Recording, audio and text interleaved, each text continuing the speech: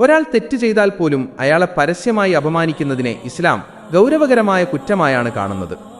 മനുഷ്യന്റെ അഭിമാനത്തിന് ഇസ്ലാം നൽകുന്ന വില വളരെ വലുതാണ്. ഒരാളുടെ തെറ്റുകൾ തിരുത്താൻ ശ്രമിക്കുമ്പോൾ അത് ആ വ്യക്തിയുടെ അന്തസ്സ് കെടുത്തുന്ന രീതിയിലാകരുത് എന്നത് പ്രധാനമാണ്. ഒരാളുടെ രഹസ്യങ്ങൾ പരസ്യമാക്കുന്നതും അയാളെ മറ്റുള്ളവരുടെ മുന്നിൽ വെച്ച് പരിഹസിക്കുന്നതും ഇസ്ലാം കർശനമായി വിലക്കുന്നു. മുഹമ്മദ് നബി സല്ലല്ലാഹു അലൈഹി വസല്ലം പറഞ്ഞു, ഒരു മുസ്ലിം മറ്റൊരു മുസ്ലിമിന്റെ സഹോദരനാണ്. അവൻ തന്റെ സഹോദരനെ വഞ്ചിക്കുകയോ അവനോട് കള്ളം പറയുകയോ അവനെ അപമാനിക്കുകയോ ചെയ്യരുത്. സോഷ്യൽ മീഡിയയിലൂടെ ഒരാളെ വ്യക്തിഹത്യ നടത്തുന്നത് ഈ നിർദ്ദേശത്തിന് വിരുദ്ധമാണ്.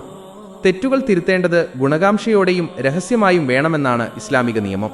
ഇമാം ഷാഫി പറഞ്ഞതുപോലെ, നീ നിന്റെ സഹോദരനെ രഹസ്യമായി ഉപദേശിച്ചാൽ നീ അവനെ നന്നാക്കി അലങ്കരിച്ചു, എന്നാൽ പരസ്യമായാണ് ഉപദേശിച്ചതെങ്കിൽ നീ അവനെ അപമാനിച്ചു. സോഷ്യൽ മീഡിയയിൽ കമന്റുകളിലൂടെയും പോസ്റ്റുകളിലൂടെയും ഒരാളെ ആക്ഷേപിക്കുന്നത് തിരുത്തലല്ല, മറിച്ച് അയാളെ മാനസികമായി തകർക്കലാണ്. മറ്റൊരാളുടെ കുറ്റങ്ങൾ മറച്ചുപിടിക്കുന്നവർക്ക് വലിയ പ്രതിഫലമാണ് അള്ളാഹു വാഗ്ദാനം ചെയ്തിരിക്കുന്നത്. ഭൂമിയിൽ വെച്ച് തന്റെ സഹോദരന്റെ തെറ്റുകൾ മറച്ചുപിടിക്കുന്നവന്റെ തെറ്റുകൾ അന്ത്യദിനത്തിൽ അള്ളാഹുവും മറച്ചുപിടിക്കും എന്ന് മുഹമ്മദ് നബി സല്ലല്ലാഹു അലൈഹി വസല്ലം പഠിപ്പിച്ചിട്ടുണ്ട്. എന്നാൽ ഒരാളുടെ തെറ്റുകൾ തെരഞ്ഞുപിടിച്ച് അത് ആഘോഷമാക്കുന്നത് ഇസ്ലാം പ്രോത്സാഹിപ്പിക്കുന്നില്ല. പരദൂഷണം, ഗീബത്ത്, അപവാദം, നുണപ്രചാരണം എന്നിവ വലിയ പാപങ്ങളായാണ് കണക്കാക്കപ്പെടുന്നത്. സോഷ്യൽ മീഡിയയിലെ ഷെയറുകളും ലൈക്കുകളും വഴി ഒരാളെ അപമാനിക്കുമ്പോൾ അത് നിമിഷനേരം കൊണ്ട് ലക്ഷക്കണക്കിന് ആളുകളിലേക്ക് എത്തുന്നു. ഇത് സാധാരണ ഗീബത്തിനേക്കാൾ വലിയ പ്രത്യാഘാതങ്ങൾ ഉണ്ടാക്കുന്നതാണ്. ഇതിന് കാരണക്കാരായവർ നാളെ പരലോകത്ത് വലിയ വിചാരണ നേരിടേണ്ടി വരുമെന്ന് ഖുർആൻ മുന്നറിയിപ്പ് നൽകുന്നുണ്ട്. യൂസുഫ് അലൈഹിസ്സലാം തന്റെ സഹോദരന്മാരോട് കാണിച്ച വിട്ടുവീഴ്ചയും അബൂബക്കർ സിദ്ദീഖ് റളിയല്ലാഹു അൻഹു തന്റെ മകളെക്കുറിച്ച് അപവാദം പറഞ്ഞ വ്യക്തിയോട് അള്ളാഹുവിന്റെ നിർദ്ദേശപ്രകാരം കാണിച്ച ക്ഷമയും നമുക്ക് മാതൃകയാണ്. തെറ്റ് ചെയ്തവനോട് പോലും അന്തസ്സോടെയും കാരുണ്യത്തോടെയും പെരുമാറാനാണ് ഇസ്ലാം ആവശ്യപ്പെടുന്നത്. വിശുദ്ധ ഖുർആനിലെ സൂറത്തുൽ ഹുജറാത്തിൽ അള്ളാഹു വിശ്വാസികളോട് ഇപ്രകാരം പറയുന്നു, സത്യവിശ്വാസികളെ, ഒരു ജനവിഭാഗം മറ്റൊരു ജനവിഭാഗത്തെ പരിഹസിക്കരുത്. ഇവർ അവരെക്കാൾ നല്ലവരായിരിക്കാം. ഒരു വിഭാഗം സ്ത്രീകൾ മറ്റൊരു വിഭാഗം സ്ത്രീകളെയും പരിഹസിക്കരുത്. നിങ്ങൾ പരസ്പരം കുത്തുവാക്കുകൾ പറയരുത്. മോശമായ വിളിപ്പേരുകൾ നൽകി വിളിക്കുകയും ചെയ്യരുത്. സോഷ്യൽ മീഡിയയിൽ ട്രോളുകളിലൂടെയും പരിഹാസങ്ങളിലൂടെയും മറ്റുള്ളവരെ വേദനിപ്പിക്കുന്നത് ഈ ഖുർആൻ വചനത്തിന്റെ ലംഘനമാണ്. മുഹമ്മദ് നബി സല്ലല്ലാഹു അലൈഹി വസല്ലം തന്റെ അനുയായികളെ മറ്റുള്ളവരുടെ കുറവുകൾ അന്വേഷിച്ച് നടക്കുന്നത് തടഞ്ഞിരുന്നു. അവിടുന്ന് പറഞ്ഞു, നിങ്ങൾ മറ്റുള്ളവരുടെ രഹസ്യങ്ങൾ തേടി നടക്കരുത്, അവരുടെ കുറവുകൾ പരതരുത്. ആരെങ്കിലും തന്റെ സഹോദരന്റെ കുറവുകൾ പരതിയാൽ അള്ളാഹു അവന്റെ കുറവുകളും വെളിച്ചത്താക്കും. അള്ളാഹു ഒരാളുടെ കുറ്റങ്ങൾ പരസ്യമാക്കാൻ തീരുമാനിച്ചാൽ അവൻ തന്റെ വീട്ടിനുള്ളിൽ ഇരുന്നാൽ പോലും അള്ളാഹു അവനെ അപമാനിതനാക്കും. ഖലീഫ ഉമർ ബിൻ ഖത്താബ് റളിയല്ലാഹു അൻഹു ഒരിക്കൽ ഒരാൾ തെറ്റ് ചെയ്യുന്നത് കാണാനിടയായി. എന്നാൽ അത് മറ്റുള്ളവരുടെ മുന്നിൽ വെച്ച് വിചാരണ ചെയ്യുന്നതിന് പകരം വ്യക്തിയുടെ സ്വകാര്യതയെ മാനിക്കുകയാണ് ഇസ്ലാം പഠിപ്പിക്കുന്നത്. തെറ്റുകൾ അള്ളാഹുവിനും ആ വ്യക്തിക്കും ഇടയിലുള്ളതാണെങ്കിൽ അത് പരസ്യപ്പെടുത്തി അയാളെ സമൂഹത്തിൽ ഒറ്റപ്പെടുത്താൻ ഇസ്ലാം അനുവദിക്കുന്നില്ല. മറ്റൊരാളുടെ അഭിമാനത്തിന് പോറലേൽപ്പിക്കുന്നത് കഅബ പൊളിക്കുന്നതിനേക്കാൾ വലിയ കാര്യമായാണ് മുഹമ്മദ് നബി സല്ലല്ലാഹു അലൈഹി വസല്ലം വിശേഷിപ്പിച്ചത്. അവിടുന്ന് കഅബയെ നോക്കി ഇപ്രകാരം പറഞ്ഞു, കഅബയെ, നിനക്ക് എത്ര വലിയ പദവിയാണുള്ളത്. എന്നാൽ ഒരു സത്യവിശ്വാസിയുടെ അഭിമാനത്തിന് അള്ളാഹുവിന്റെ അടുക്കൽ നിന്നേക്കാൾ വലിയ പദവിയുണ്ട്. ഇതിൽ നിന്നും സോഷ്യൽ മീഡിയയിൽ ഒരാളെ അപകീർത്തിപ്പെടുത്തുന്നത് എത്ര വലിയ കുറ്റമാണെന്ന് നമുക്ക് മനസ്സിലാക്കാം. ആയിഷ റളിയല്ലാഹു അൻഹയെക്കുറിച്ച് അപവാദം പ്രചരിപ്പിക്കപ്പെട്ട ഇഫ്കിന്റെ സംഭവം വലിയൊരു പാഠമാണ്. തന്റെ പ്രിയതമയെക്കുറിച്ച് നുണപ്രചാരണം നടന്നപ്പോൾ മുഹമ്മദ് നബി സല്ലല്ലാഹു അലൈഹി വസല്ലം കാണിച്ച ക്ഷമയും പിന്നീട് അള്ളാഹു ആ വിഷയത്തിൽ ഇടപെട്ട് സത്യം വ്യക്തമാക്കിയതും നമുക്ക് മുന്നിലുണ്ട്. തെറ്റായ വാർത്തകൾ പ്രചരിപ്പിക്കുന്നവർക്ക് കഠിനമായ ശിക്ഷയുണ്ടെന്ന് അള്ളാഹു ആ സന്ദർഭത്തിൽ താക്കീത് നൽകിയിട്ടുണ്ട്. പരലോകത്തൊരാൾ പാപ്പരായവനാകുന്നത് ഇത്തരത്തിൽ മറ്റുള്ളവരെ അപമാനിക്കുന്നതുകൊണ്ടാണെന്ന് മുഹമ്മദ് നബി സല്ലല്ലാഹു അലൈഹി വസല്ലം പഠിപ്പിച്ചിട്ടുണ്ട്. ധാരാളം നിസ്കാരവും നോമ്പുമായി വരുന്ന ഒരാൾ മറ്റൊരാളെ ചീത്ത വിളിക്കുകയോ അപമാനിക്കുകയോ ചെയ്തിട്ടുണ്ടെങ്കിൽ അയാളുടെ നന്മകൾ പീഡിപ്പിക്കപ്പെട്ട ആൾക്ക് നൽകേണ്ടി വരും. ഒടുവിൽ നന്മകൾ തീർന്നുപോയാൽ മറ്റേയാളുടെ തിന്മകൾ ഇയാളുടെ മേൽ ചുമത്തപ്പെടുകയും ഇയാൾ നരകത്തിലെറിയപ്പെടുകയും ചെയ്യും. സോഷ്യൽ മീഡിയയിൽ ഒരു പോസ്റ്റ് ഷെയർ ചെയ്യുന്നതിന് മുൻപ് അത് ഒരാളുടെ അന്തസ്സിനെ ബാധിക്കുമോ എന്ന് ചിന്തിക്കേണ്ടത് ഓരോ വിശ്വാസിയുടെയും കടമയാണ്. മനുഷ്യൻ എന്ന നിലയിലുള്ള അന്തസ്സും നീതിയും എല്ലാവർക്കും ഒരുപോലെ അവകാശപ്പെട്ടതാണെന്നാണ് ഇസ്ലാം പഠിപ്പിക്കുന്നത്. അമുസ്ലിംകളോടുള്ള പെരുമാറ്റത്തെക്കുറിച്ച് ഇസ്ലാം നൽകുന്ന കാഴ്ചപ്പാടുകൾ മനുഷ്യൻ എന്ന നിലയിൽ എല്ലാവർക്കും അള്ളാഹു ആദരവ് നൽകിയിട്ടുണ്ട്. വിശുദ്ധ ഖുർആനിൽ അള്ളാഹു പറയുന്നു, തീർച്ചയായും ആദം സന്തതികളെ നാം ആദരിച്ചിരിക്കുന്നു. ഇവിടെ മുസ്ലിമെന്നോ അമുസ്ലിമെന്നോ വേർതിരിവില്ല, മറിച്ച് എല്ലാ മനുഷ്യരെയും അള്ളാഹു ആദരിച്ചിരിക്കുന്നു എന്നാണ് പറയുന്നത്. അതുകൊണ്ട് തന്നെ ഒരാളുടെ മതം നോക്കിയല്ല അയാളുടെ അഭിമാനത്തെ മാനിക്കേണ്ടത്, മറിച്ച് അയാൾ ഒരു മനുഷ്യനാണ് എന്ന പരിഗണനയിലാണ്. മുഹമ്മദ് നബി സല്ലല്ലാഹു അലൈഹി വസല്ലം എല്ലാ മനുഷ്യരോടും നീതിയോടെയും കരുണയോടെയുമാണ് പെരുമാറിയിരുന്നത്. ഒരിക്കൽ ഒരു ശവമഞ്ചം ജനാസ കടന്നുപോയപ്പോൾ മുഹമ്മദ് നബി സല്ലല്ലാഹു അലൈഹി വസല്ലം എഴുന്നേറ്റ് നിന്നു. അത് ഒരു യഹൂദന്റെ ശവമഞ്ചമാണല്ലോ എന്ന് അനുചരന്മാർ പറഞ്ഞപ്പോൾ അതൊരു മനുഷ്യജീവിയല്ലേ എന്നായിരുന്നു അവിടുത്തെ മറുപടി. ഒരാൾ ജീവിച്ചിരിക്കുമ്പോഴായാലും മരിച്ച ശേഷമായാലും അയാളുടെ അന്തസ്സ് മാനിക്കപ്പെടണം എന്ന വലിയ പാഠമാണിത് നൽകുന്നത്. അമുസ്ലിംകളോട് നീതി കാണിക്കണമെന്നും അവരോട് നല്ല രീതിയിൽ സംസാരിക്കണമെന്നും ഖുർആൻ കൽപ്പിക്കുന്നുണ്ട്. മനുഷ്യരോട് നിങ്ങൾ നല്ലത് സംസാരിക്കുക എന്നാണ് ഖുർആൻ പറയുന്നത്. ഇവിടെയും മനുഷ്യരോട് എന്ന പൊതുവായ പ്രയോഗമാണ് അള്ളാഹു ഉപയോഗിച്ചിരിക്കുന്നത്. സോഷ്യൽ മീഡിയയിൽ ഒരാളെ തെറിവിളിക്കുന്നതും അപമാനിക്കുന്നതും നല്ല സംസാരത്തിന്റെ പരിധിയിൽ വരില്ല. ഇസ്ലാമിക നിയമപ്രകാരം ഒരു അമുസ്ലിമിനെ അന്യായമായി വേദനിപ്പിക്കുന്നതോ അയാളുടെ അഭിമാനം നശിപ്പിക്കുന്നതോ വലിയ കുറ്റമാണ്.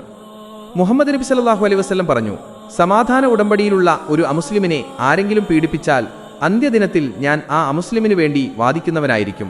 തന്റെ അനുയായിക്കെതിരെ ഒരു അമുസ്ലിമിനു വേണ്ടി വാദിക്കുമെന്ന് പ്രവാചകൻ പറഞ്ഞതിൽ നിന്ന് മനുഷ്യാവകാശങ്ങൾക്ക് ഇസ്ലാം നൽകുന്ന പ്രാധാന്യം വ്യക്തമാണ്. മറ്റൊരു പ്രധാന കാര്യം, അമുസ്ലിങ്ങൾ ആരാധിക്കുന്ന ദൈവങ്ങളെയോ അവരുടെ വിശ്വാസങ്ങളെയോ പോലും ചീത്ത വിളിക്കരുതെന്ന് ഖുർആൻ വിശ്വാസികളെ വിലക്കുന്നുണ്ട്. അള്ളാഹുവിന് പുറമെ അവർ വിളിച്ചു പ്രാർത്ഥിക്കുന്നവരെ നിങ്ങൾ ചീത്ത വിളിക്കരുത്. സൂറത്തുൽ അൻആം. ഒരാളുടെ വിശ്വാസത്തെ പോലും പരസ്യമായി അപമാനിക്കാൻ അനുവാദമില്ലെങ്കിൽ ആ വ്യക്തിയെ സോഷ്യൽ മീഡിയയിലൂടെ വ്യക്തിഹത്യ നടത്തുന്നത് ഇസ്ലാം എങ്ങനെ അനുവദിക്കും? അലി റളിയല്ലാഹു അൻഹു തന്റെ ഭരണകാലത്ത് ഒരു ജൂതനുമായി കോടതിയിൽ നടന്ന തർക്കത്തിൽ ഖലീഫ എന്ന നിലയിലുള്ള പദവി ഉപയോഗിക്കാതെ സാധാരണക്കാരനെ പോലെ നീതിക്ക് വഴങ്ങിയ ചരിത്രം പ്രസിദ്ധമാണ്. തെറ്റ് ചെയ്തത് അമുസ്ലിമാണെങ്കിൽ പോലും നിയമപരമായ നടപടികളാണ് സ്വീകരിക്കേണ്ടത്, അല്ലാതെ ജനമധ്യത്തിൽ അവരെ ആക്ഷേപിക്കുകയല്ല വേണ്ടത്. ചുരുക്കത്തിൽ ഇസ്ലാം വിഭാവനം ചെയ്യുന്ന ധാർമ്മികത സാർവത്രികമാണ്. ഒരാളെ പബ്ലിക്കായി അപമാനിക്കുന്നത് അയാൾ ഏത് മതക്കാരനായാലും അധാർമികവും ഇസ്ലാമിക വിരുദ്ധവുമാണ്.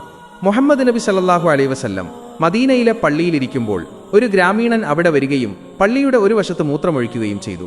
ഇത് കണ്ട അനുചരന്മാർ ദേഷ്യപ്പെടുകയും അയാളെ തടയാൻ ആക്രോശിക്കുകയും ചെയ്തു.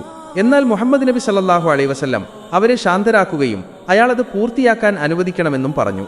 പിന്നീട് അയാളെ വിളിച്ച് വളരെ മൃദുവായ ഭാഷയിൽ ഇത് ആരാധനാ സ്ഥലമാണെന്നും ഇവിടെ ഇത്തരം കാര്യങ്ങൾ ചെയ്യാൻ പാടില്ലെന്നും ഉപദേശിച്ചു.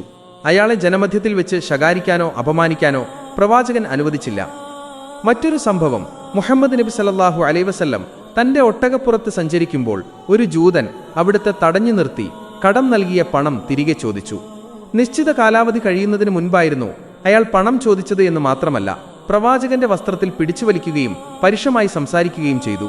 ഇത് കണ്ട് ദേഷ്യം വന്ന ഉമർ ബിൻ ഖത്താബ് റളിയല്ലാഹു അൻഹു അയാളെ ശിക്ഷിക്കാൻ വാളെടുക്കാൻ തുനിഞ്ഞു. എന്നാൽ പ്രവാചകൻ ഉമർ ബിൻ ഖത്താബ് റളിയല്ലാഹു അൻഹുവിനെ തടഞ്ഞു. എന്നിട്ട് പറഞ്ഞു, ഉമറെ, നീ ചെയ്യേണ്ടിയിരുന്നത് ഇയാളോട് മര്യാദയ്ക്ക് ചോദിക്കാൻ ഉപദേശിക്കുകയും എന്നോട് കടം വേഗം വീട്ടാൻ പറയുകയുമായിരുന്നു. ശേഷം അയാളുടെ കടം വീട്ടാനും അയാൾക്കുണ്ടായ പേടിക്ക് പകരമായി അധികമായി കുറച്ച് നൽകാനും പ്രവാചകൻ കൽപ്പിച്ചു. ഖലീഫ ഉമർ ബിൻ ഖത്താബ് റളിയല്ലാഹു അൻഹുവിന്റെ ഭരണകാലത്ത് നടന്ന മറ്റൊരു സംഭവം ശ്രദ്ധേയമാണ്. ഒരിക്കൽ അദ്ദേഹം രാത്രിയിൽ നഗരപ്രദക്ഷിണം നടത്തുമ്പോൾ ഒരു വീട്ടിൽ നിന്ന് പാട്ടും ബഹളവും കേട്ടു. അദ്ദേഹം മതിൽ ചാടിക്കടന്ന് ഉള്ളിൽ പ്രവേശിച്ചപ്പോൾ ഒരാൾ മദ്യപിക്കുന്നത് കണ്ടു. ഉമർ ബിൻ ഖത്താബ് റളിയല്ലാഹു അൻഹു അയാളെ ശാസിച്ചപ്പോൾ ആ വ്യക്തി ഇപ്രകാരം മറുപടി നൽകി, അമീറുൽ മുഅ്മിനീൻ, ഞാനൊരു തെറ്റ് ചെയ്തു, എന്നാൽ താങ്കൾ 3 തെറ്റുകൾ ചെയ്തു. മറ്റുള്ളവരുടെ സ്വകാര്യത തേടരുത് എന്ന ഖുർആൻ വചനം താങ്കൾ ലംഘിച്ചു. വാതിലിലൂടെയല്ലാതെ വീട്ടിൽ പ്രവേശിക്കരുത് എന്ന നിർദ്ദേശം ലംഘിച്ചു. അനുവാദമില്ലാതെ വീട്ടിൽ കടന്നു. ഇത് കേട്ട ഉമർ ബിൻ ഖത്താബ് റളിയല്ലാഹു അൻഹു തന്റെ തെറ്റ് സമ്മതിക്കുകയും അയാളെ പബ്ലിക്കായി അപമാനിക്കാതെ അവിടെ നിന്ന് മടങ്ങുകയും ചെയ്തു. ഹുദൈബിയ സന്ധിക്ക് ശേഷം മക്കയിൽ നിന്ന് വന്ന സുഹൈൽ ബിൻ അംർ എന്ന വ്യക്തി ഇസ്ലാമിനെതിരെ കഠിനമായി പ്രസംഗിച്ചിരുന്ന ആളായിരുന്നു. പിന്നീട് അദ്ദേഹം പിടിയിലായപ്പോൾ ഉമർ ബിൻ ഖത്താബ് റളിയല്ലാഹു അൻഹു പറഞ്ഞു, അള്ളാഹുവിന്റെ പ്രവാചകരെ, ഇയാളുടെ മുൻപിലെ 2 പല്ലുകൾ എടുത്തു കളയാൻ എന്നെ അനുവദിക്കൂ. എന്നാൽ ഇയാൾ ഇനി ഇസ്ലാമിനെതിരെ പ്രസംഗിക്കില്ലല്ലോ. പക്ഷേ മുഹമ്മദ് നബി സല്ലല്ലാഹു അലൈഹി വസല്ലം അത് വിലക്കി. ഒരാളെ വിരൂപനാക്കാനോ അപമാനിക്കാനോ ഇസ്ലാം അനുവദിക്കുന്നില്ലെന്ന് അവിടുന്ന് വ്യക്തമാക്കി. പിൽക്കാലത്ത് ഇതേ സുഹൈൽ ഇസ്ലാം സ്വീകരിക്കുകയും തന്റെ പ്രസംഗശേഷി ഇസ്ലാമിനു വേണ്ടി ഉപയോഗിക്കുകയും ചെയ്തു എന്നത് ചരിത്രം. ഈ ഉദാഹരണങ്ങളെല്ലാം കാണിക്കുന്നത് ഒരാൾ കുറ്റം ചെയ്താലും അയാളെ പബ്ലിക്കായി വിചാരണ ചെയ്യാനോ വ്യക്തിഹത്യ നടത്താനോ ഇസ്ലാം ആരെയും ചുമതലപ്പെടുത്തിയിട്ടില്ല എന്നാണ്.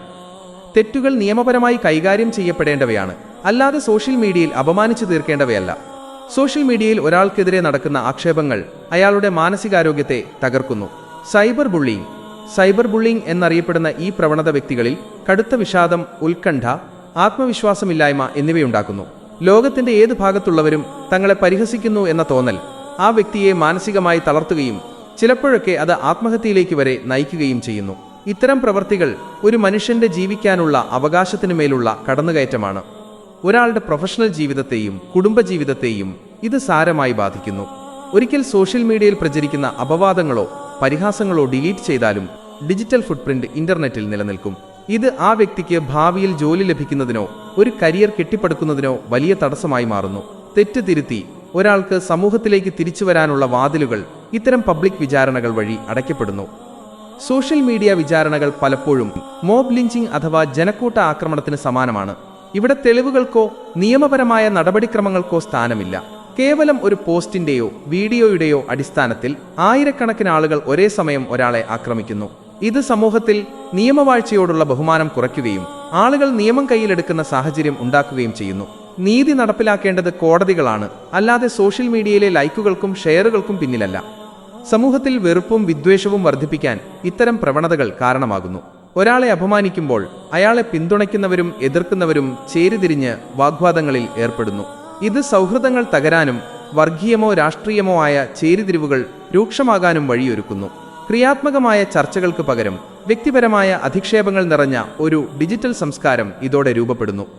മിക്ക രാജ്യങ്ങളിലും സോഷ്യൽ മീഡിയ വഴി ഒരാളെ അപമാനിക്കുന്നത് സൈബർ നിയമപ്രകാരം IT ആക്ട് ശിക്ഷാർഹമായ കുറ്റമാണ്. അപകീർത്തിപ്പെടുത്തൽ, ഡെഫമേഷൻ, സ്വകാര്യത ലംഘിക്കൽ തുടങ്ങിയ കുറ്റകൃത്യങ്ങൾക്ക് ജയിൽ ശിക്ഷയും പിഴയും ലഭിക്കാൻ സാധ്യതയുണ്ട്. ഒരാളെ അപമാനിക്കാൻ ഉപയോഗിക്കുന്ന ഒരു നിമിഷത്തെ ആവേശം പലപ്പോഴും വലിയ നിയമക്കുരുക്കുകളിൽ ചെന്ന് അവസാനിക്കാറുണ്ട്. ചുരുക്കത്തിൽ, ഇസ്ലാമികമായ വിലക്കുകൾക്ക് പുറമെ മാനുഷികവും സാമൂഹികവുമായ എല്ലാ തലങ്ങളിലും സോഷ്യൽ മീഡിയ വഴിയുള്ള വ്യക്തിഹത്യ വിനാശകരമാണ്.